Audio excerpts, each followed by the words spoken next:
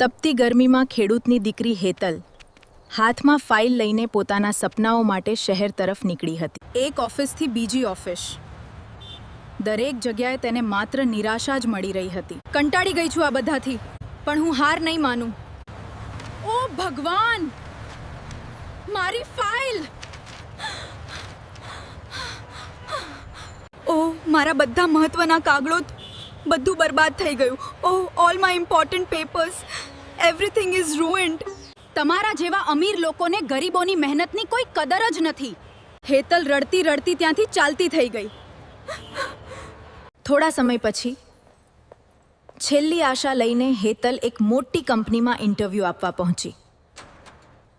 અરે, આ તમે છો? જી, હું જ છું। હવે તો મને નોકરી નહીં મળે। જે દીકરી પોતાના સપનાઓ કરતાં પોતાના પરિવારની ચિંતા વધારે કરે છે, એને માત્ર નોકરી નહીં, એક સાચા મોકાની જરૂર હોય છે। એ દિવસ પછી હેતલને માત્ર નોકરી જ નહીં, પરંતુ પોતાના સપનાઓને નવી શરૂઆત પણ મળી ગઈ। વાર્તા ગમી હોય તો લાઇક, શેર અને સબસ્ક્રાઇબ કરવાનું ભૂલતા નહીં।